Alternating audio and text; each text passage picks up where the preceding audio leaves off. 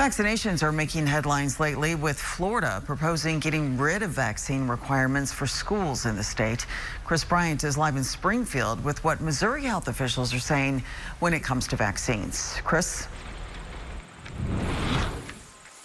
Yeah, good morning, Lee. According to data from the Missouri Department of Health and Senior Services, when it comes to the fully immunization rates for kindergartners in the state since the 2020-2021 school year, the department says that number's been right around 90% or higher, with polio being the solo exception, along with chickenpox, and those have been right around 89%. Now, those numbers climb even higher when it comes to vaccination rates for 8th graders in the state, with rates between 95 to nearly 98%, with the two exceptions being the meningococcal virus and the Tdap vaccines around 91%.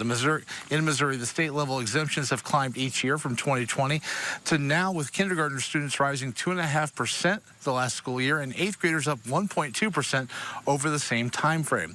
Medical exemptions have held nearly steady at 0.1 to 0.2 for both age groups. For the Missouri Department of Health and Senior Services, they say vaccines are an important part of the health of Missourians of all ages.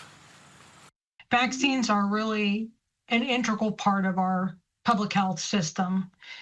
I know there's, questions on, most recently with COVID, what type of research goes into. Years of research, an immense amount of research goes into ensuring to make sure that vaccines are safe and effective. Now, when it comes to vaccines, should you have a concern about what vaccines are options and what the requirements are, health experts say it's best to talk to your primary care physician or your child's pediatrician when it comes to what shots and when they should have them. We'll have more coming up today at 4, but for now, in Springfield, Chris Bryant, KY3 News.